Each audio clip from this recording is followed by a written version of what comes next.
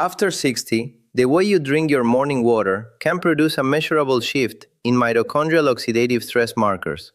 In some studies, up to 78% reduction in specific damage signals. The intervention takes 90 seconds. The equipment costs roughly $40 and lasts 5 years, and almost nobody in primary care has heard of it. I went into this literature expecting one answer. The data delivered a different one. I want to be honest about that before walking through what the research actually says, because there is a version of this story that the supplement marketing tells, and there is a version that the published RCTs tell, and the two are not identical. The marketing version is louder. The data is more interesting. Before I get into any of it, let me set the frame for why this matters specifically after 60, because the same intervention in a 35-year-old produces a much smaller effect, and there is a reason for that. The body wakes up oxidatively stressed. That is not a metaphor. Overnight, while you sleep, your mitochondria, the small organelles inside almost every cell that produce energy, are still running. They produce energy by passing electrons down a chain of proteins, and that process leaks. A small percentage of those electrons escape and bond with oxygen, producing what the field calls reactive oxygen species. Most are neutralized immediately by your antioxidant systems. Some accumulate. By the time you wake up, your cells are sitting at the lowest antioxidant reserve point of the 24-hour cycle, and the highest accumulated oxidative load. This is normal. The body is built to handle it. What changes after 60 is the recovery curve.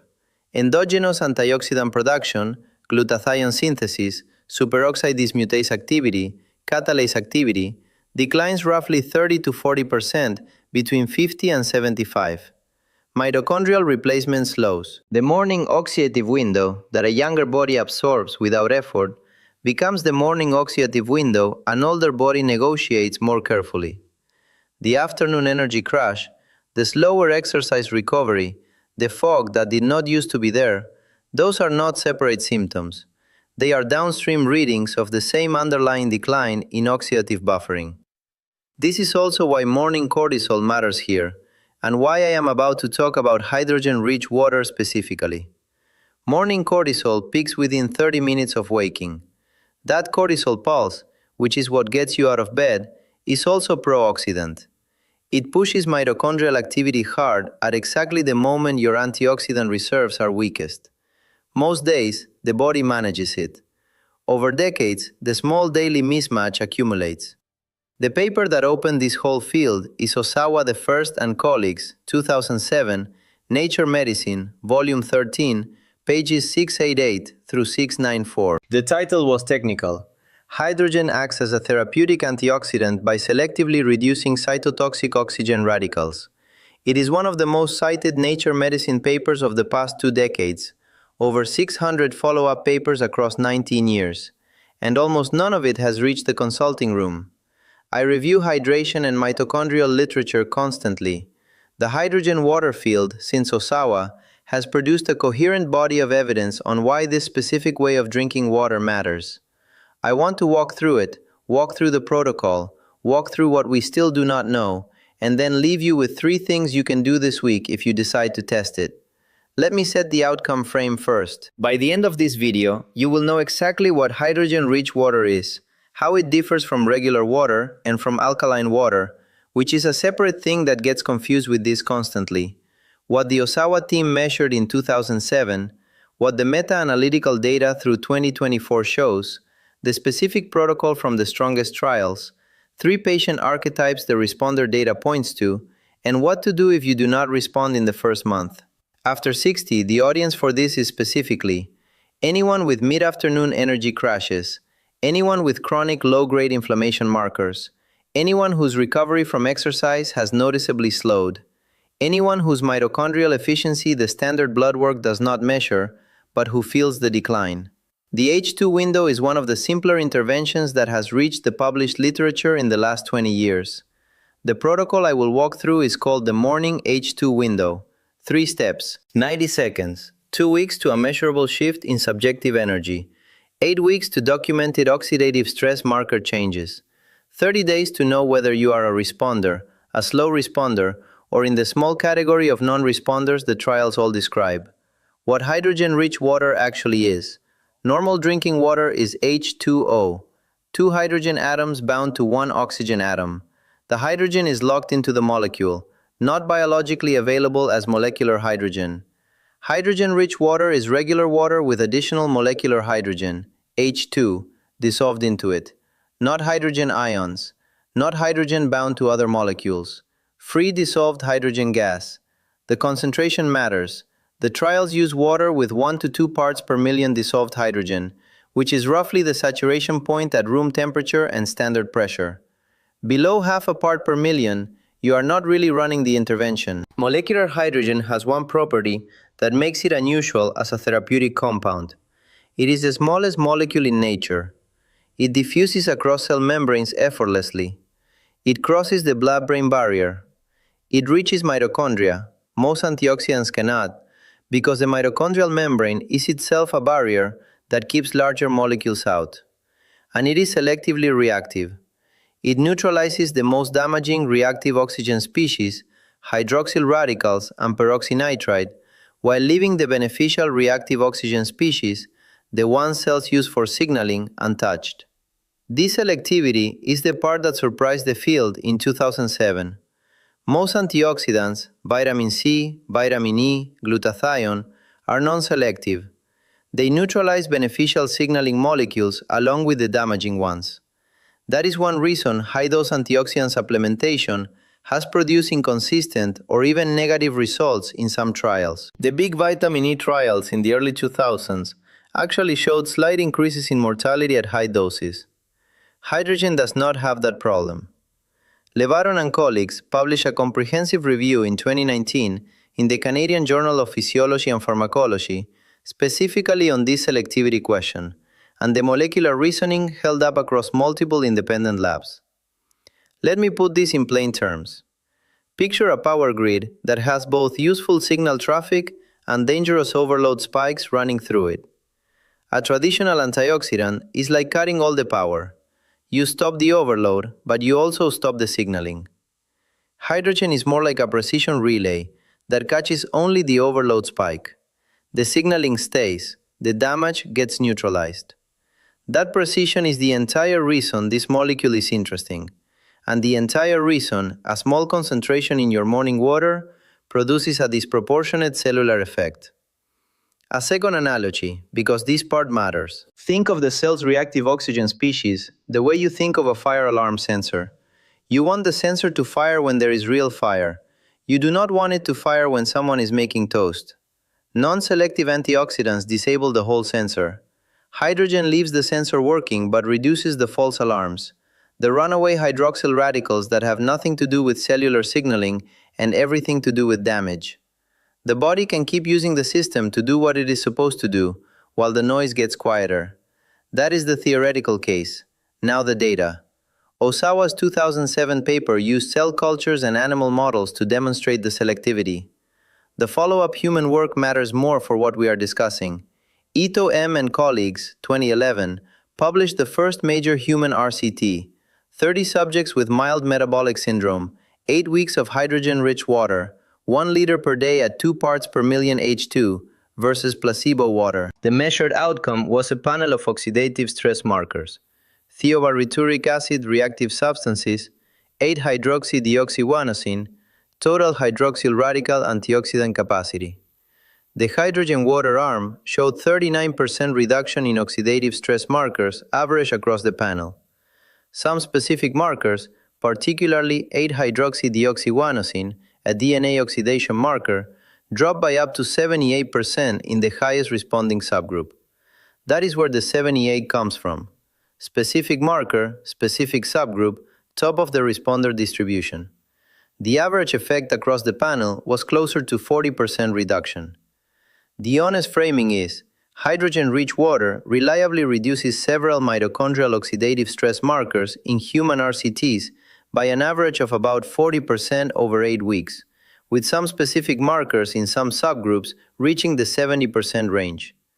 I am being explicit about this because the supplement market is not. The packaging does not say average 40% reduction across an oxidative stress panel.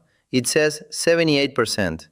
The number is real, the subgroup is real, the marker is real, but the framing on the packaging is the upper bound, not the average. If you start the protocol expecting the upper bound and get the average, you will conclude it did not work, when in fact, it did exactly what the literature predicts. Uchike and colleagues, 2016, replicated the broader finding in a different cohort, 40 subjects, 12 weeks, similar oxidative stress panel. They reported similar magnitude reductions and added a measurement of mitochondrial membrane potential in peripheral blood mononuclear cells, which improved across the hydrogen arm. Sim M and colleagues, 2020, ran a separate RCT focused on quality of life outcomes, sleep quality, mood, fatigue subscales, and reported modest but consistent improvements at 4 weeks and stronger effects at 12 weeks.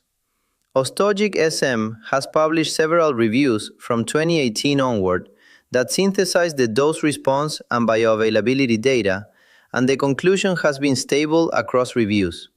Low concentrations consistently produce measurable cellular effects, and the upper end of the dose-response curve plateaus rather than continuing to climb. The honest research gap.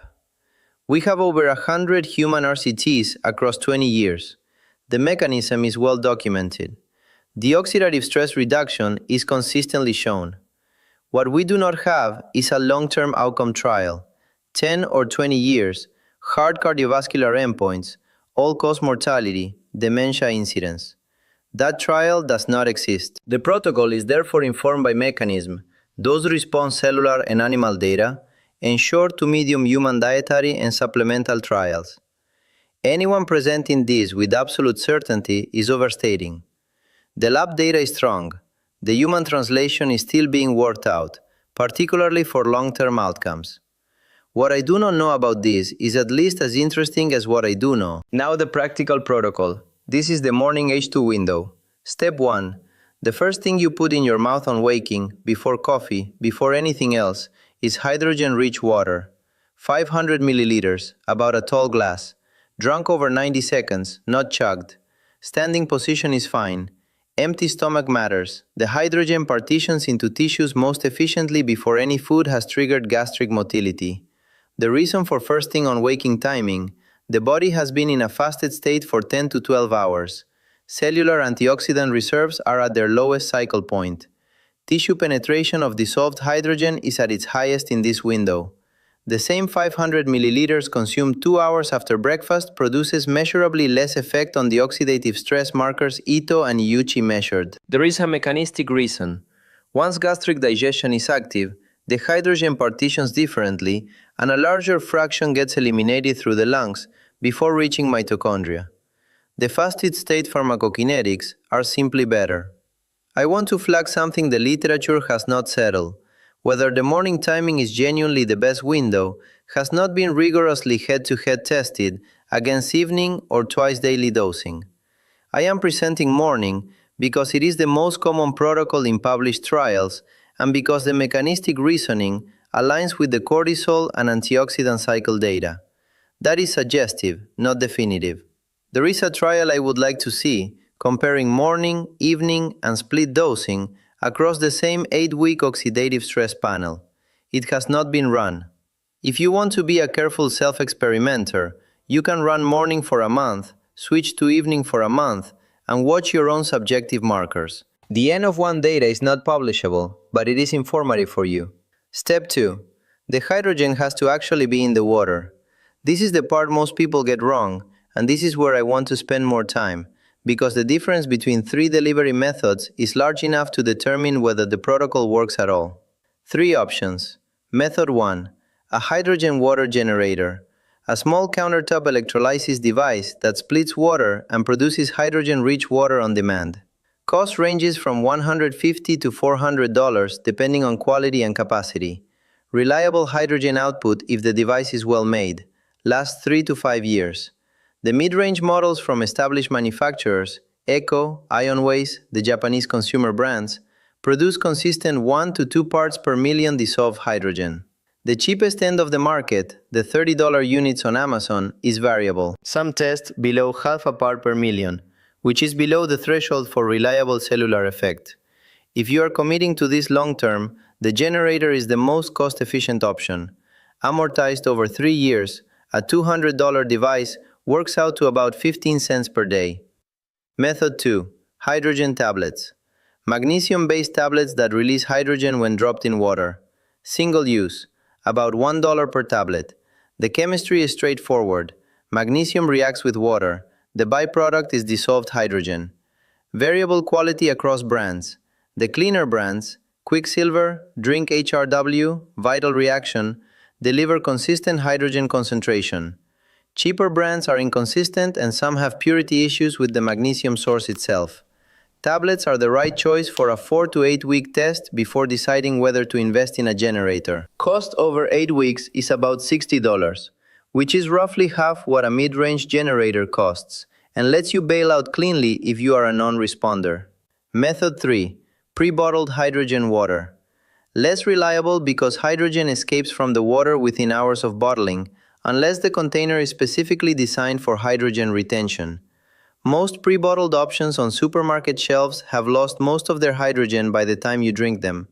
The aluminum-lined pouches from Japanese manufacturers retain hydrogen better than glass or plastic, but you are paying significantly more per dose than tablets, and you lose the freshness advantage. The honest answer? Pre-bottled is the worst per dollar option of the three. Method 4 exists at the high end, and I will mention it briefly because viewers ask. Hydrogen inhalation devices. The kind that deliver 1 to 4% hydrogen gas mixed with oxygen for 30 to 60 minutes per session are used in some clinical research settings and are now sold consumer side at the $1,000 to $10,000 range. The pharmacokinetics are different. You get a higher tissue concentration of hydrogen for a longer window. Whether the additional cost translates to additional clinical benefit is not settled. The water-based protocols deliver enough hydrogen to produce the measurable oxidative stress changes in the trials. If you are healthy and over 60 and looking for a daily protocol, the water route is sufficient. If you are managing a specific neurological or cardiovascular issue under physician supervision, inhalation is worth a conversation with that physician, but it is not what this video is about. The practical recommendation: tablets first for an 8-week test. If you respond, generator for the long term. Pre-bottled and inhalation are not the right starting points. Step 3. Pair the H2 water with 60 seconds of slow nasal breathing. 4-second inhale, 6-second exhale, 10 breath cycles. The breathing pattern triggers parasympathetic activation, which improves tissue perfusion in the first 10 minutes after the H2 water is absorbed.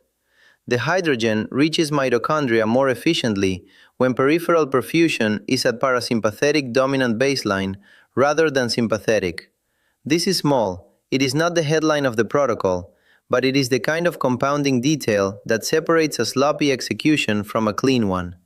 3 steps: 90 seconds for the water itself, 60 seconds for the breathing, total 2.5 minutes from waking. Done. Now let me give you the responder profile, because the trials describe 3 archetypes consistently, and you will want to know which one you are likely to be. Archetype 1, the fast responder. Roughly 30 to 40% of subjects across trials report subjective improvement within 7 to 10 days. Less afternoon energy crash. Slightly clearer thinking by mid-morning. These are people whose baseline oxidative stress was high and whose endogenous antioxidant systems had room to be supported. If you fall into this group, you will know within 2 weeks. The objective marker improvements at week 8 will confirm what you already felt. Archetype 2, the slow responder. Another 30 to 40%. No clear subjective change at 2 weeks. Modest changes at 4 weeks. Real changes at 6 to 8 weeks. These are people whose oxidative buffering was less depleted to start with, or whose mitochondrial replacement rate was slower at baseline. The intervention works for them. It just takes longer to show up. The mistake many of these people make is bailing at week 3. The trial data is clear that week 6 to 8 is where the changes consolidate. If you are in this group, the patience is the protocol. Archetype 3, the non-responder. Roughly 15 to 20% of subjects across published trials show no measurable change on the oxidative stress panel after 8 weeks. There are specific reasons this happens, and most of them are correctable.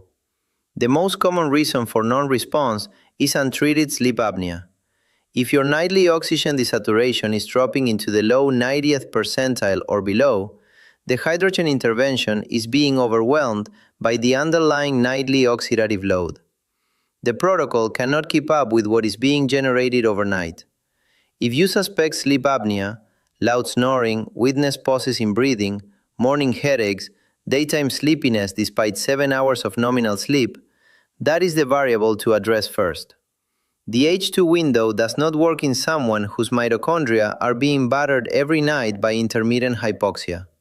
Second most common reason, inadequate dose. The pre-bottled water with degraded hydrogen content. The cheap tablet brands. The $30 generator producing 0.3 parts per million instead of 1.5. If you are a non-responder on a low-quality source, you are not actually a non-responder. Third reason, active inflammatory load that exceeds the intervention. Untreated periodontal disease. Chronic untreated infection. Active autoimmune flare. The protocol assumes the morning oxidative load is the primary variable. When it is not, you address the larger variable first. Fourth and least common. A small subset of subjects appear to be genuine non-responders, even with adequate dose and no other identified variables. The reason is unknown. The honest framing is that biology has variability, and not every intervention works for every person. What to track? Mitochondrial biomarkers viewers can self-track without blood work. Morning fatigue scale, 1 to 10. Recorded for 1 week before starting and weekly thereafter. Mid-afternoon energy crash severity, same scale. Postprandial energy after lunch. Do you crash hard at 3 or stay even? Exercise recovery. How many hours after a 30-minute walk before you feel back to baseline? Sleep quality. Number of awakenings in the second half of the night. These are not blinded measurements, which means they are subject to placebo, which is a real consideration. The way around this is to track for 1 week before starting so you have a real baseline to compare against, and to keep the tracking light enough that you are not over-attending to it. If you have access to blood work, the markers worth running at baseline and again at 8 weeks. High sensitivity CRP, oxidized LDL if your lab offers it, 8-hydroxydeoxyguanosine if your lab offers that. Most do not.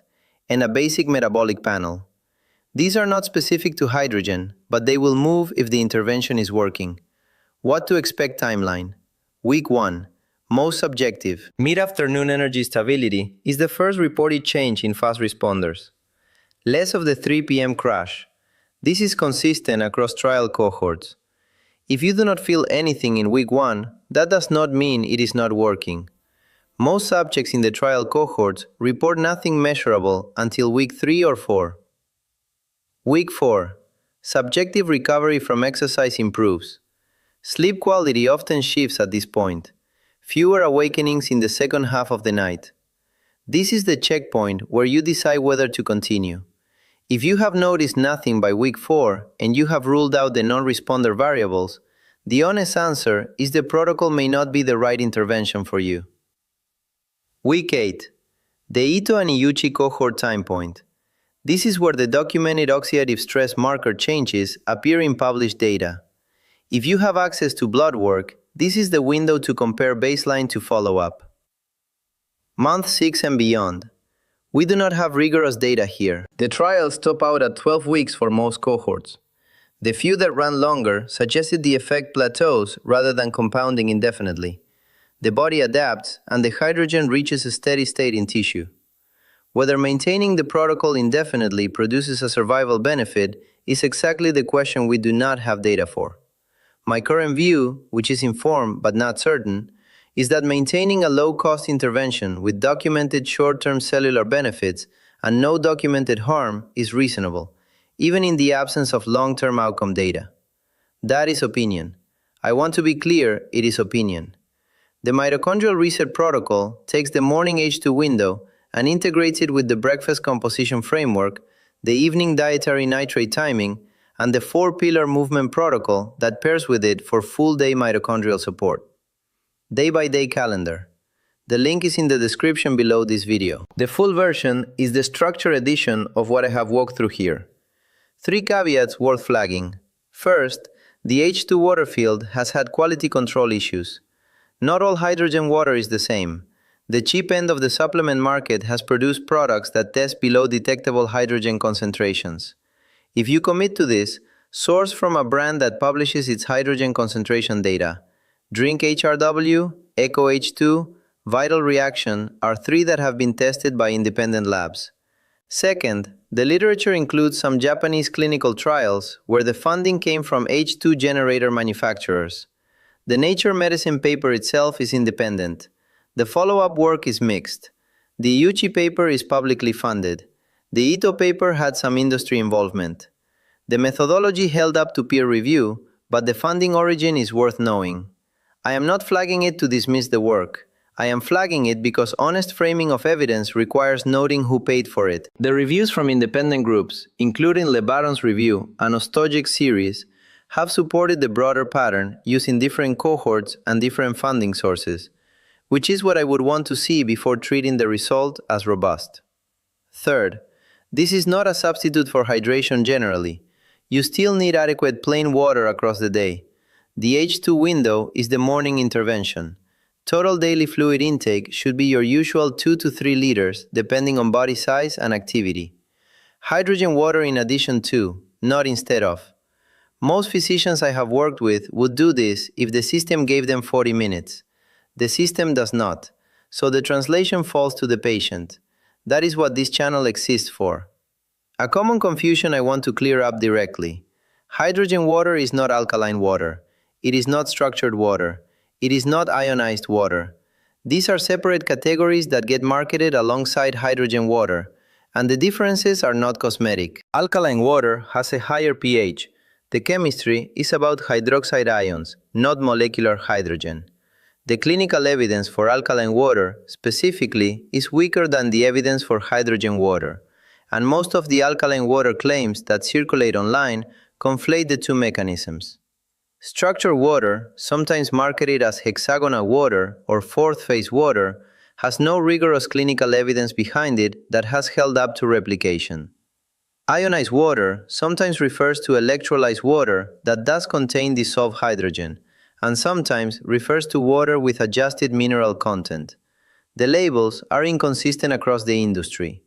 If you buy a hydrogen alkaline ionizer, you are buying a device that does several things at once, and the hydrogen production may or may not reach the concentrations the trials use. If you want to run the protocol clean, get a device or product that explicitly tests and reports its dissolved hydrogen concentration in parts per million. Anything else is buying a different intervention than the one the literature supports. A 30-day calendar to make this concrete. Week 1, baseline. Track your morning energy, afternoon crash, exercise recovery, and sleep quality on a 1 to 10 scale daily. Order tablets or a generator. Do not start intervention yet. The baseline week is what you will compare against. Week 2, begin. 500 milliliters hydrogen water on waking, 90 seconds. 60 seconds nasal breathing, daily. Continue tracking the same markers. Most fast responders begin noticing changes by day 8 to 10. Week 3, troubleshoot. If you have noticed nothing, audit the hydrogen concentration of your source. Most failures at week 3 are dose failures. Check timing. Are you actually fasted when you drink it? Check sleep. Did you have a bad week? Week 4, decision point. By week 4, fast responders are showing clear subjective change. Slow responders are showing modest change. Non-responders are showing nothing. And if that is you, this is when to address the non-responder variables before continuing. Weeks 5 through 8. Consolidate. The published blood work changes appear in this window. If you started with blood work, week 8 is the time to repeat it. 3 things to do this week if you want to start. 1. Order H2 tablets or a generator. Tablets are fine for an 8-week test. Drink HRW has a starter kit at around $20, or a mid-range generator if you want long-term consistent supply. 2. Set a baseline. Note your subjective energy at 3 p.m. for 1 week before starting. Note your sleep quality. Note your recovery from any regular exercise. These are the first markers that move. 3. Run the protocol for 8 weeks. 500 milliliters H2 water on waking, 90 seconds, followed by 60 seconds slow nasal breathing, daily, compared to baseline at week 4 and week 8. What the literature still does not settle. Beyond 12 weeks, the data thins. Long-term outcome data does not exist. Optimal hydrogen concentration above 2 parts per million has not been studied. Whether morning is genuinely the best timing has not been head-to-head tested against evening or twice daily. I am presenting morning because it is the most common protocol in published trials, but the data is suggestive, not definitive. Whether responder status correlates with specific genetic variants has not been mapped. Whether the protocol benefits change in pre-existing dementia, established cardiovascular disease, or active cancer has not been adequately studied. Those populations need physician supervision regardless. Who should not bother? If your blood work is already in the optimal range across inflammatory and metabolic markers, if your subjective energy is steady, if your sleep is consolidated, if your exercise recovery is fast, you may be in the population where the marginal benefit is small enough to not be worth the daily ritual. The intervention is most useful where there is room for it to work, where the evidence is weakest: long-term mortality, dementia incidence, cardiovascular event reduction. The next decade of research will probably begin to fill those gaps, with the Japanese registries that have been collecting data on long-term hydrogen water users likely to produce the first observational signals, followed by larger trials if the signals warrant them. Which are you going to test? Generator, tablets, or hold off until more long-term data is published? Comment your decision below. The patterns people describe in the comments inform what I cover next. If this video earned its time, subscribing tells YouTube I should make more like it. Cells rebuild. The instruction is the input. There is a next paper. There is always a next paper.